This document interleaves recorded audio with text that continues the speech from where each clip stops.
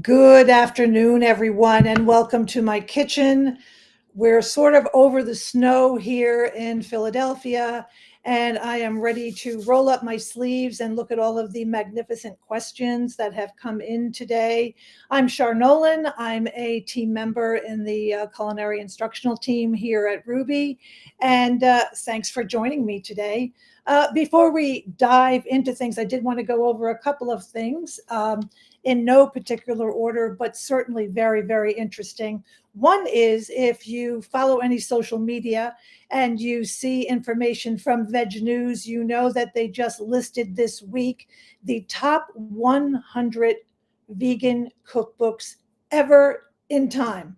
And one of them is a true favorite by Bryant Terry. He's a plant-based chef in the Oakland area, but he's a real trailblazer in many aspects of the culinary world. And my favorite recipe is his all greens. I call it all green slaw. It's a wonderful recipe. If you're not an oil person, leave the oil out. You will still get to enjoy every single morsel of this magnificent looking salad. So congratulations to Bryant Terry. And as well on the same page, congratulations are in order to our very own Chef Fran Costigan, the director of our Essential Vegan Desserts program. She was also listed in the top 100 cookbooks of ever time, forever and ever. And you've often heard me say that I'm not much of a baker, but if I do bake, and you can tell by looking at this book that I happen to be very fond of Fran's no oil chocolate cake.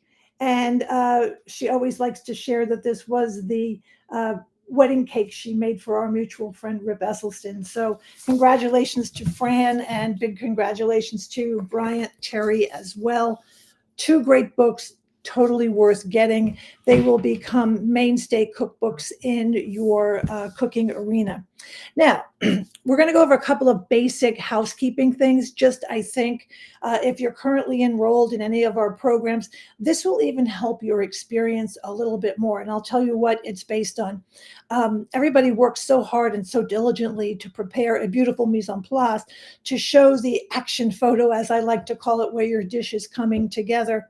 And then at the end, there's a beautifully plated and garnished dish. And for some people, the definition will be, they were good. It was yummy. It was delicious. So when you're grading a paper, hearing that something is yummy and delicious is certainly appealing to hear. But in that description, it says generally to describe the taste, flavor, aroma, and texture of what you're making. So Patrick is going to post a list of really wonderful adjectives that you might want to start incorporating into some of your summaries, just to kind of enhance a little bit of what it is that you do. So with that, one of my favorite assignments, and if you have ever received my grading of this, you know that I really do love the tunaless salad. And there are so many ways to approach this dish.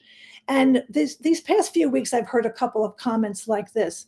It was too runny. It was too watery. I didn't like how it tasted. So I'm going to give you a couple of little tips to maybe help it along the way. The first thing is, after you drain your garbanzo beans, you want to lay them flat and put them into a kitchen towel and pat them dry, because they still have a lot of moisture on them. So I pat them dry, and then when you hand mash them, you can use a potato masher, you can use a fork. I know some people like to use their hands, but mash them well. Where it says in the recipe to make some fine diced or minced pickles into a relish, I noticed that some of you are using actual dill relish, which is a great shortcut, but you're missing out on that skill of the fine dice of the pickles. And dill relish has a lot of moisture to it. So if you are going to use that, you might want to put that into a small double mesh strainer and take out some of the excess liquid, because I have seen some, even at parties, I've seen people make the tunaless salad where it looks almost like a dip rather than looking like a fine tunaless salad. And the other thing is, if you are using the cashew sauce, it's best to add it in increments, because the weight of a can might say 15 ounces, but some might have more liquid or more aquafaba than they actually have beans. So you want to make certain that you have mashed your beans well, and then add in increments your cashew so that you have a nicely textured tunaless salad. And the other thing is, some of you are having trouble finding the seaweed or the nori.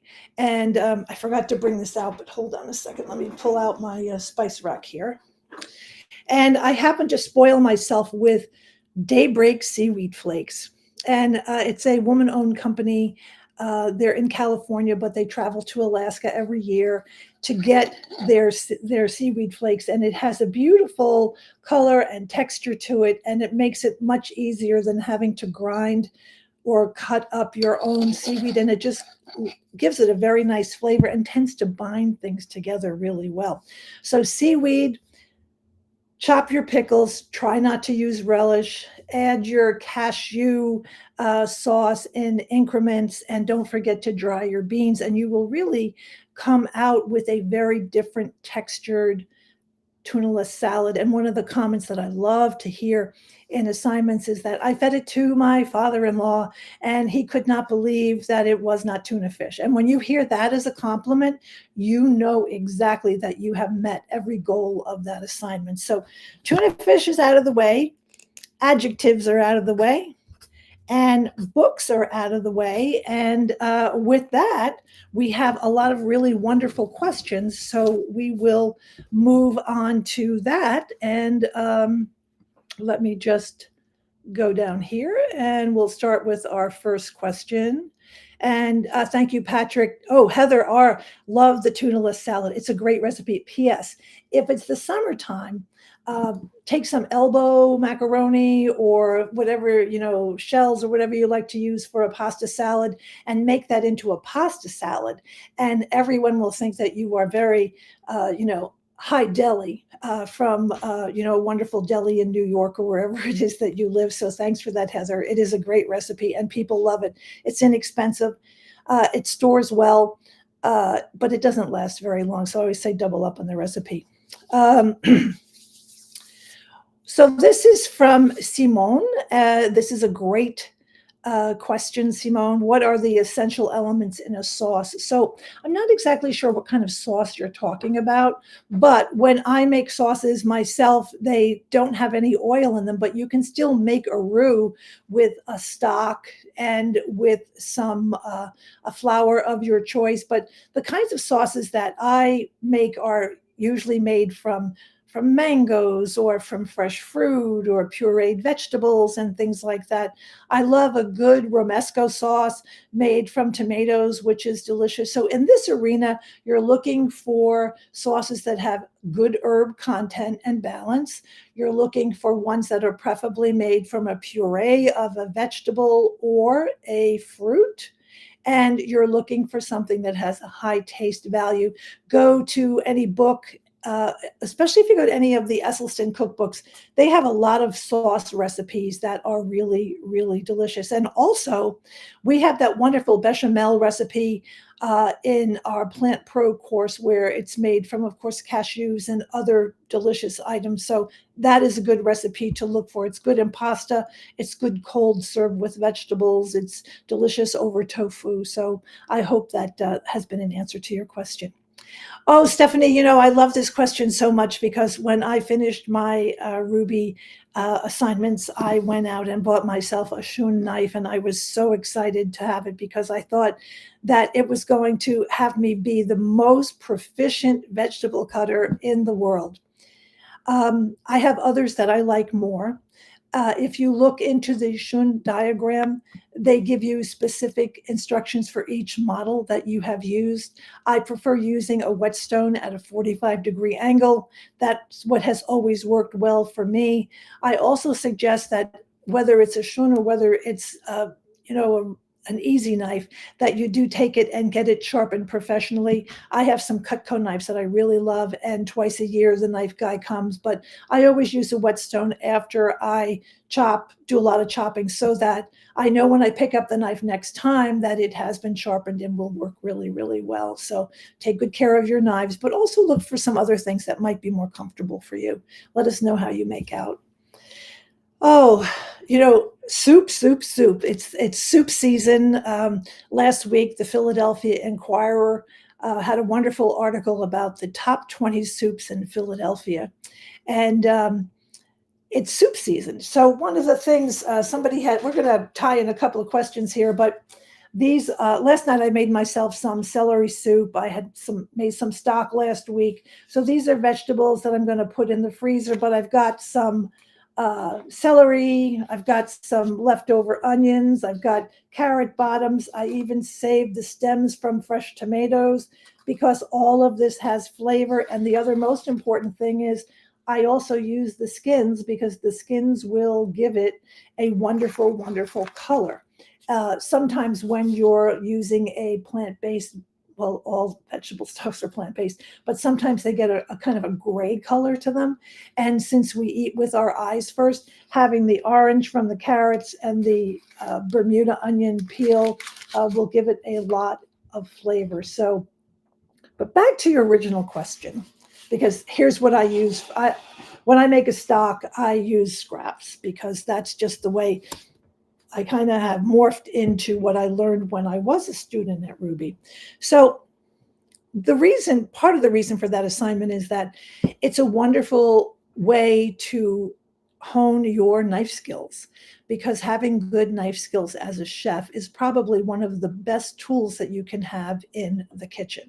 So referring specifically to carrots, the finer that they are diced, the more orange that your stock will be. If you're just going to throw in a big hunk of carrot like this, it's going to give it flavor, but it's not going to give it that much color. So the smaller the vegetable, the more color you will get, whether it's peppers or red onions or carrots or even mushrooms. Those will be some tips that I would use if you want to have a colorful stock. But as you can see, I work with bare elements here, and I just throw everything into a pot, put some fresh herbs into it, boil it up, and then simmer it for a long time, and it comes out beautifully. And also, what I love about the assignment with either the cabbage or the pho is that when a student writes at the end, "It was so delicious, I'll never buy boxed stock again," I always know by that statement that they have met the objectives of the assignment. So that was an excellent question, Jody. And if you like colorful food, keep chopping away. So that is good. And thank you very much. Patrick has just loaded the list of 100 vegan cookbooks from Veg News. So congratulations again to everyone on the list. And this is, you can also use peels. Yes, Jody, you can use peels. I prefer to use peels, except it's really funny. I'm teaching a class in a couple of weeks, and the first, for the Charlie cart, the first part of the recipe says to peel your carrots. Well, I don't peel my carrots. I scrub them really, really well, because remember that when those carrots are growing in the ground, all of the nutrients that are in the soil are actually right in that skin. And I want to get as many nutrients as I can. So very rarely do I have vegetable peels. So I'm not sure what the reason is for peeling the carrots. I think that there are some people in the universe who have only ever peeled carrots. So maybe it's kind of like teaching people what they know and feel most comfortable with. But personally, I'm a scrubber, not a peeler. I hope that helps, and I hope you continue making beautiful soups. This is from Lisa C., and this was a very fascinating question. Does using a plant-based milk that has been open for a few days, and she includes 4 to 5 days, is a dish. Will a dish shorten its shelf life? So here's what I do, because I have a tendency to buy a half gallon of oat milk, which I use in cereal, or yesterday I used it in the celery soup that I made. So I go through it pretty quickly. But remember that when you make something, you want to use the freshest ingredients that you can. And this is why I always have on hand a quart of shelf stable milk, so that if a recipe calls for 2 cups of, let's say, almond milk, I'm going to put in the freshest ingredient that I can. And then what I do with the leftovers, I will put it into ice cube trays and put it in the freezer, and then use it if I'm not a smoothie person, but if I was making a sauce or a smoothie, I would then use that, so it would be absolutely fresh. If you're going to eat that dish or dessert in the minute of that day, I don't see any problem. However, remember that you want to use the freshest ingredients that you can, so that your food tastes absolutely delicious. So that was a very good question. Very, very good. The other thing I suggest, because I know some people will go through a half a gallon of plant milk very slowly. So you might want to take a Sharpie and put down the date that it was opened, so that if you go to drink it and you see that it's very old, you might want to think of something else, or grab some of those frozen almond milk ice cubes. So very good question. Thank you so much. So this is from Jenna B. And Jenna, this is such a good question, because she is new to cooking oil-free, and Jenna, like many other people, wants crispy food. So if you don't have an air fryer, or if you don't have a convection stove in your house, this is what I use. This pan must be 15 years old, and it's an aerated baking sheet, so that when I put my vegetables on it in a high temp oven, the air circulates through and they get very, very crispy. I'm someone who happens to enjoy caramelized, well done, crispy food. And while I love my air fryer, I find this pan to be a saving grace. The other thing I also suggest is to make certain that your oven temperature is accurate, because sometimes what your LCD readout is telling you might be sometimes 25 to 30 degrees off. So you can run to, pick up an oven thermometer, you put it inside the oven, and you want to get that accuracy, high heat, and good roasting times. And our roasting assignments, I think, are really, really good, especially for roasted carrots and roasted Brussels sprouts. The roasted Brussels sprouts recipe is absolutely delicious. And the key to that assignment is excellent pan placement, where the larger pieces are on the outside, the smaller ones are in the middle, and that everything gets equal heat and will cook equally and at the same time. So I don't know the name of the pan, but I think that if you go online and type in aerated baking sheet, that this might work very well for you. I also use this when I make pizza. Anyway, that was a great question. Crispy food. Love it. Everybody loves crispy food. This is from Jean A. Is there an alternate food that she can use instead of cashews? So I don't know if you're making a sweet or a savory dish, or so what I'll say is this, is if I'm making something, or I decide to make something and I don't have cashews, I will use blanched almonds. And I find that they kind of give you the same texture. If you have raw almonds, you want to take the skins off, let them soak in water, and then the skin just pops off. There's a similar texture and a similar sweetness, but I don't find cashews to be as, I don't find almonds to be as sweet. So if, just going back to the cashew thing, let's say that you're making some sort of a sauce or something like that, and the cashews aren't agreeing, then I go to cannellini beans, because I find that a cannellini bean will give you a similar texture, and then with all of the spices and herbs that you use, you'll have a very similar flavor without the nuttiness from the cashew. So I hope that that is helpful to you. And, one of the fun things about being a student is that you get to experiment a lot. So I hope that that is an enjoyable thing for you as well. The next question is from Denise M. And she's also roasting vegetables without oil. And she wants to know if she has to dry them first before then tossing them in a liquid anyway. That's a very good question. I am always in the habit of drying my vegetables just because I don't want them to get soggy. So I don't think that there's much of a difference, but my own personal practice in this little kitchen is that I like to dry the water off. Plus, I don't want the water to add any I don't want it to dilute any flavors that I might be adding to my marinade or whatever it is I'm going to use. So another very good question, all sensible. Very, very good. So Maria has a very good question also about blanching vegetables and then shocking them in an ice bath. And how do you suggest to bringing them back up to serving temperature? So one thing to think about is when you go out to eat, generally speaking, the vegetables on that platter, if you've ordered something with broccoli. The broccoli looks so bright and green because restaurants generally blanch their vegetables. They don't cook them like my mother did to release all of the chlorophyll so that the broccoli would turn gray.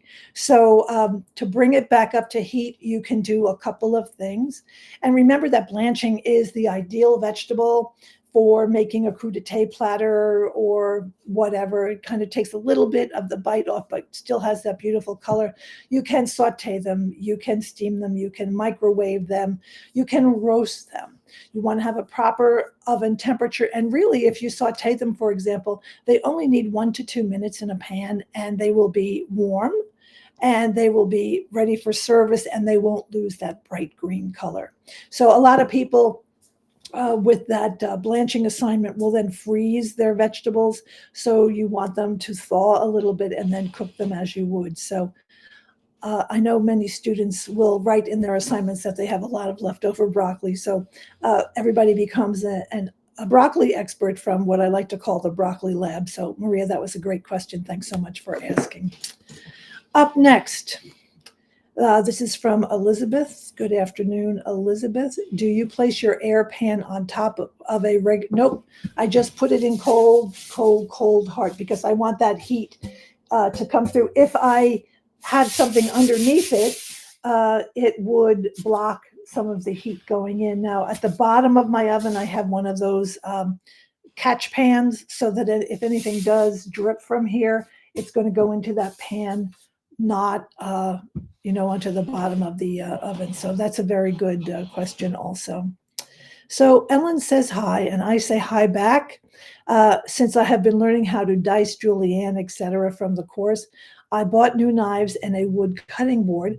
I have oiled, that she has oiled the board, but she's wondering how to keep it super clean. So another very good question. And, I like both kinds of cutting boards.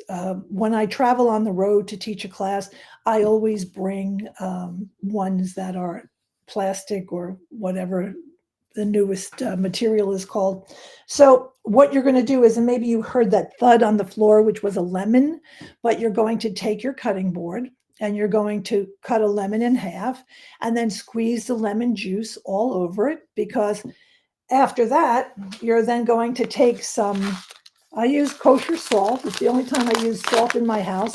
And you're going to pour on about a tablespoon. And with my bare hands, I just keep kind of massaging the wooden top of the board. And you can kind of see dirt actually coming out. And then you'll take a bench scraper, bread scraper, whatever, and then kind of clean it that way and then dry it. And then I stand it up to let it dry. And that's how my cutting board, my wooden cutting boards stay clean. And you bring up another good point, and that is this. When you're using a cutting board, This happens to be from IKEA. I travel when I teach cooking classes with this one. I love it. It's easy. But one thing that I hear from a lot of students who are learning to cut vegetables is that sometimes their cutting board moves. So if you don't have those little safety knobs underneath, you can take a towel, you can dampen it, and then squeeze it out really, really well, lay it out flat, and then place your cutting board on top, and the cutting board will not move. So you want to be as safe as you can, and you certainly don't want to have a cutting board that moves. So back to the dicing julienne and keeping your board clean. And Ellen, the other thing is you always want to check your manufacturer's label to see what they also recommend. I know that there are some types of oil available that people use, but I keep my boards clean with lemon and salt, and that works very, very well. So give it a try. And thanks for that great question. This is from Heather. Good afternoon, Heather. And Heather had a question about making pancakes, which I thought was fascinating. And she wanted to know what flours work better without oil, and that she used cassava flour to make pancakes and it stuck to the pan. So when you become a no oil plant-based person, sometimes it's important to realize that there are some things we just have to do differently. So here's how I make pancakes. I make my batter, and I like to use oat flour, and I like to use almond milk because I think they have a little bit more texture to them than other flours. And I follow the directions for making pancakes. And then I take a baking sheet and I line it with a silpat, and then I have my oven between 375 and 400. I put my pancake batter, maybe 6 pancakes, on a baking sheet, and I put it in the oven, and I wait for the bubbles to come, and then I take it out of the oven and I flip them, and they flip beautifully. So um, maybe you have a favorite pan that you've used for years, but I'm going to tell you that if you bake your pancakes in the oven, you will be so happy because you'll have a delicious oil-free breakfast that will be totally nutrient dense, filled with fiber and lots of micronutrients, and you'll just love it. The other thing people are doing these days is that they're making full sheet pans of pancakes. So in other words, taking all of the batter, putting it on a silpat lined baking sheet, and not even having to flip it, but actually baking the whole thing. So I hope that that helps. But I'm an oat flour person. I make my own in the Vitamix. And let us know how you make out, because I think that pancakes are a wonderful food. And most families have a rich history with pancakes, and that's always fun too. So thank you so much for your question. Oh, here she is. Here she is. Chef Fran Costigan. What can we say about Chef Fran? She wants to know, do I have a favorite whole food plant-based Valentine? So Fran knows me pretty well, and I showed you all in the beginning of today's event that her no oil chocolate cheesecake is delicious. But Fran also knows that I love bread. So if someone brings me a heart-shaped piece of any kind of bread, I will be extremely, extremely happy. Only that doesn't happen. But I do love a 72% dark chocolate, and maybe a couple of nibbles of that would be delicious, and a nice pasta dish loaded with lots of vegetables, and I would be happy as a clam, as they say. So thank you, Fran, and congratulations again on your Veg News 100. I speak for everyone, I'm sure, on today's event, and also for your colleagues at Rouxbe, that we're always so proud of you and all of the joy and honor that you share with all of us. So there we go. And Heather's going to try. Oh, Heather, I want you to email me at char@rouxbe.com. I want to hear about your oven pancakes. I'll be excited. This is from Jane B. You mentioned that you don't use salt. Since Rouxbe, I am experimenting with salt as I layer to make pasta, cooking beans. What do you do? Well, it's funny that you would ask that, because when I was a student at Rouxbe, the majority when I remembered, of my assignments began with, this was an oil-free assignment. I did not use salt. And for the most part, everything worked beautifully. I had a very sticky looking risotto because I think risotto probably needs to have, the oil to kind of make it jiggle on a plate. But I just cook without it, and it seems to work. And if you go into flavors and how we develop flavors and how we surrender old ones, it takes about 21 days for your taste buds to change. So that's what I do. But yeah, it's really funny, because sometimes we'll go out to eat or something, and I'll taste it, and I'll say to my husband, "Oh, I can't eat this. I have to send it back. It's so salty." And he'll taste it, and he'll say, "Oh, it tastes fine to me." So again, salt is an acquired taste, as is sugar. So um, that's what I do.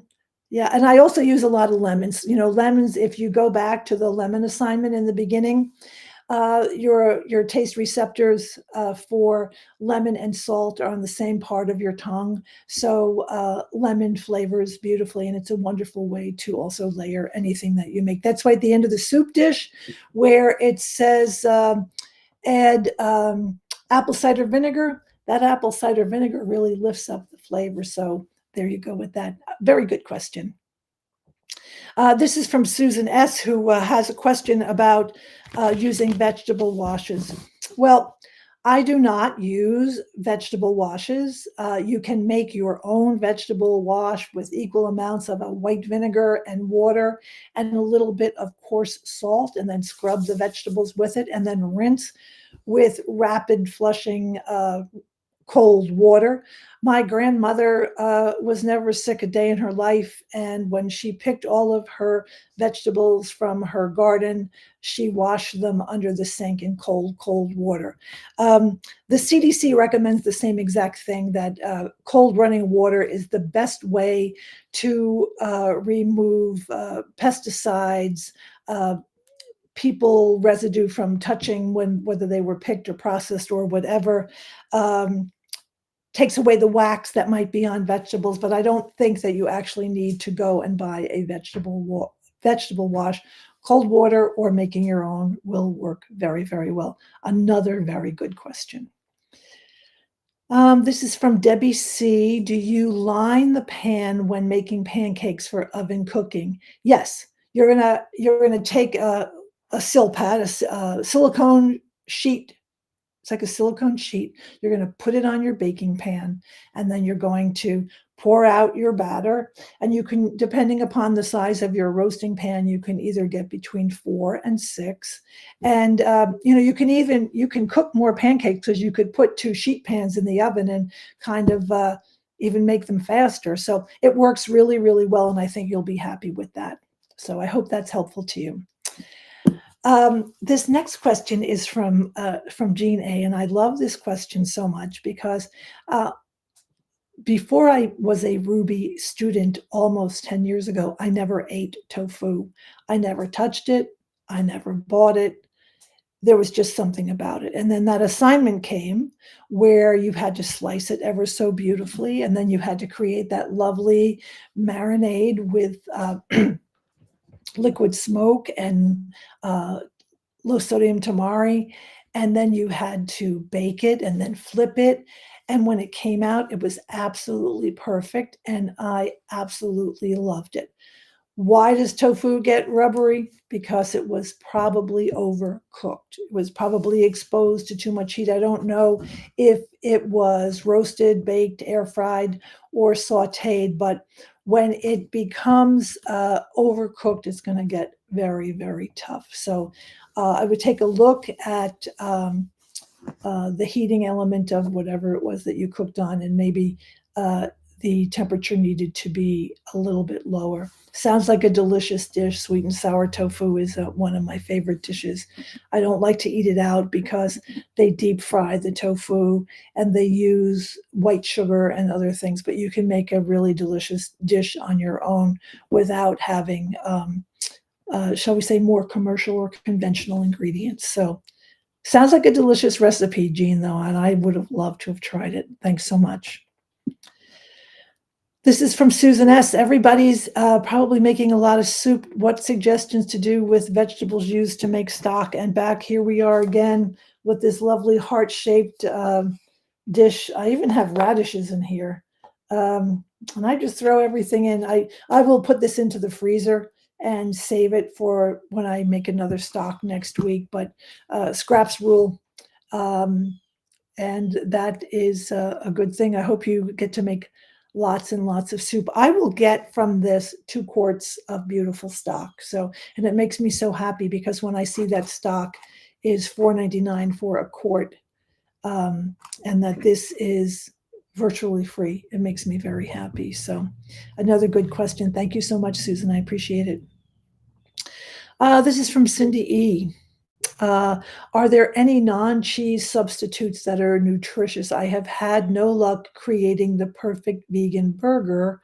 Do you have a recommendation of a recipe that would hold up well on a grill? Um,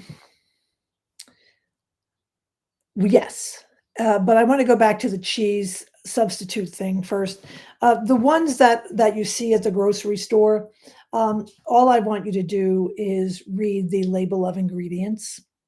And then I want you to look at the nutritional data and look at grams of fat and look at sodium, calories, and other things. And you're going to see that they're not that nutritious. Um, cheese is like one of those foods that um, is difficult to replicate to what your flavor buds remember. I make a fake Parmesan, and I can either make it with nuts or nut free. So I would use ground sunflower, nutritional yeast, garlic powder, and then at the end I throw in about 2 tablespoons of panko breadcrumbs because the panko to me kind of gives it the texture that you would have found in a high grade Parmesan Reggiano, little crystals of salt, whatever. But I don't use any cheese substitutes because they just uh, don't coincide with my own values. However, there are many on the market, and I would suggest to read their labels. And they're available everywhere. They're at Aldi, they're at conventional grocery stores, they're at Whole Foods, they're online. They're also very expensive. As for the burger, I say that the trick to a burger is having a good binding agent and also having enough grains that when the liquid component to your burger and the oat meat, that they become solid and make a really good burger. My favorite burger, of course, is the Yo Adrian burger that's in the Engine 2 cookbook. And that was a recipe that I created for Rip and Jane Esselstyn. And the trick to it is before you even make a burger is to cover the mixture with some kind of wrap and put it in the refrigerator so that the ingredients really meld together well. And then there you go. I know sometimes some people will cook on a cedar plank when they're grilling a burger so that the cedar plank will give a nice cedar flavor, and also that if the burger should break up, it's not going to fall down into the grill. So those would be my 2 suggestions. So thank you so much, Cindy. I appreciate it.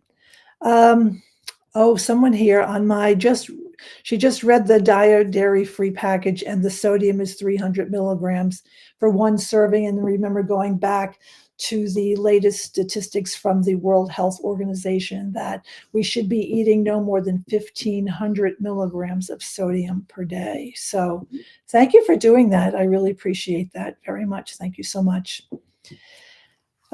Cindy's back. Since she's eating many vegetables and now cleaning them, it's really important to me, even the organic ones. Do you have any suggestions on the best method?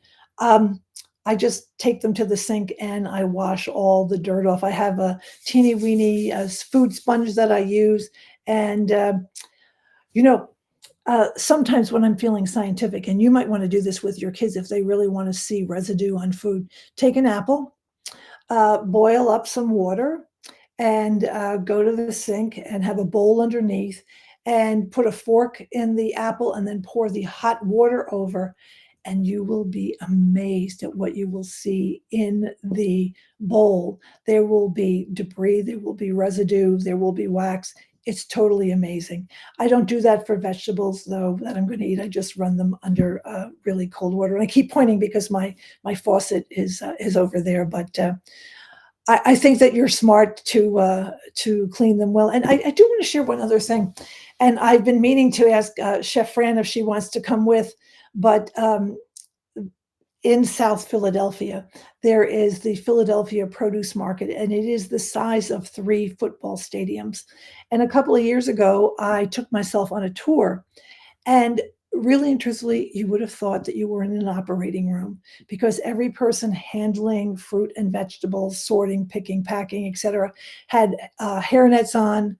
They had gloves on and lab coats. So I think that we seem to forget about that middle person in food production. But I was very, very impressed with the food tour that I went on, and I went for a specific reason. I was looking for caviar lime. Caviar lime is one of their names. They're a long lime. They're about as big as your finger. And when you pop them open, little buds of lime come out, so they call them caviar for that reason. But if you ever have the chance to go visit any place, a produce center, it's fascinating, and I felt very reassured. Not that it didn't remind me that I had to also always clean all of my vegetables, but cold water.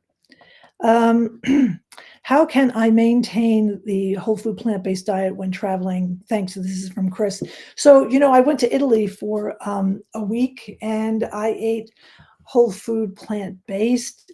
I think I've shared with some of you that it was on a 400-year-old olive farm where they were olive oil producers, and olive oil was everywhere.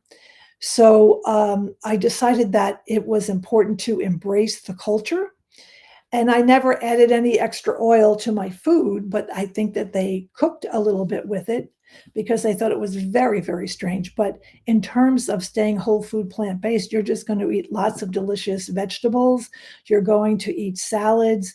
And, I think everyone now, if you go online to Instagram and type in 10 best vegan restaurants in the world, London, Italy, Japan, I mean, there's everywhere. So I haven't had, anything in the conventional world for almost 15 years. So I would be afraid of getting sick. So that is why when I travel, I always, I know what to order. I know how to finagle a menu, call in advance, talk to whomever. If you're staying at somebody's house, it can be easy or it can be hard because you don't want to insult your hostess, but you can always bring your own oatmeal and do whatever it is that you have to do. But I think it's the will of wanting to just maintain this level of wellness that kind of keeps me motivated. So, and I try not to use the word diet because that word to me sets up all kinds of red flares and things like that. Great question. This is from Danielle. Can you please say a few words about how to cook to avoid the bloat caused by beans? So when I first became plant-based, it was an issue because I don't think in the first 2 weeks of being plant-based that I had ever eaten that many beans in my whole life. So I like to, first of all, sort my beans because I want to make sure that there isn't a pebble in there, even though they're, in a grocery store in downtown Philadelphia. It's just something I learned that you always sort out your beans. I rinse them really well and I add a little bit of baking soda to the cooking water, and that seems to alleviate a lot of the flatus that you might be experiencing. So you might want to try that. Hope that helps. And you can Google sodium bicarb cooking beans, and you'll see exact proportions to use of water to the sodium bicarb. And I hope that helps. Very good question. This is from Elizabeth A., and she's wanting to know if Ruby is experimenting with grain-free baking and pastas along with sugar-free desserts. I don't know the answer to that question. My suggestion would be to send that query to student services, where somebody on our team will answer that. Um, I think with sugar-free, you want to make them be refined sugar-free, because you can look at other sweeteners that many plant-based recipes do use. So very good question, Elizabeth. Thank you so much for asking. This is from Peggy B. Hi, Peggy. I brought yaki udon for a holiday brunch. That is my favorite recipe too. After looking sideways at it, my guests tried it and the dish cleaned out. So, Peggy, this is exactly what I mean. Our recipes are so beautiful and so delicious. And the fact that you walked in with that recipe, and I can imagine the eye rolling, oh God, what Peggy making now? And I can imagine, because I know your work, that it was beautifully garnished and had scallions and sesame seeds on top. And then all of a sudden, people realized how delicious whole food, plant-based food can taste. So that is a tip of the toque to you. And thank you so much for sharing that. I love stories like that. Good work. Good work. You bring one other thing up, Peg, and that is that once you have homemade udon noodles, you can never, ever eat them out of a box or a cellophane wrapper or whatever. It's a lengthy assignment, but I think that it has a wonderful reward at the end. So thank you so much for sharing. It's always good to see you here. Can you post a link about the seaweed flakes? Is there a link to the cookbook list? Patrick posted the cookbook list at the top of the page, and all you need to do is type in Daybreak Seaweed, and you are there. It's www.daybreakseaweed.com. And it's also packed in glass jars, which means an awful lot to me. So there you go. Thank you for asking the question. And Patrick just reposted that again. Dried seaweed came up. And let's see.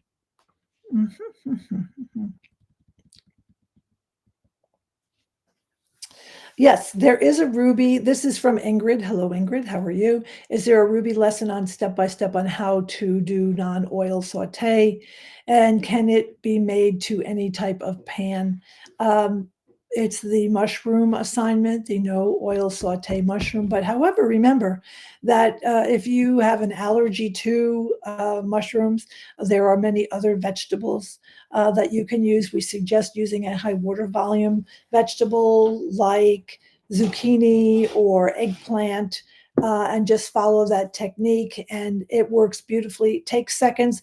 I think everyone will agree here that it's probably the turning point of assignments where you realize the importance of a mise en place, because that assignment moves at lightning speed. So I think that we are good with that. And I'm just scrolling down to make sure that I have gotten everything. And it looks like we have come to the end of a wonderful and exciting day of questions. Remember, wait, here's one more that I missed from Ingrid O. How do you recommend recipe management? Do you always follow them? Are you an expert? And I guess you don't follow recipes at all, but what's the best way to approach them? There are a lot of apps that you can use. I have a shoebox. It has little notes on it, little rips and tears. Um, and I'm more of an instinctual cook, and things just kind of, I'm the granddaughter of chefs. I'm always proud of that. But somebody has asked me to collect some of my recipes and put them together. And I will say that I'm kind of annoyed with myself for not keeping better better records accurately on a computer, because it has been a pain in the neck to transcribe everything. But A lot of things just kind of make sense to me. But Ingrid, that's like the funniest question I've ever read, and it kind of made me chortle a little bit because if my friends saw that question, they would be rolling their eyes at me. Um, but do what works for you. Our mothers and our grandmothers knew what they were doing with that little index box that looks so cute. And your mom would be at the kitchen table writing out a recipe for something. And she always seems so organized with that. So maybe that's something that we all need to do. So listen, it's a new year. I'm going to post on the Rouxbe social media pages. I'm doing a live event with the Charlie Cart on Tuesday, February the 13th, at a different time than any live events on that day.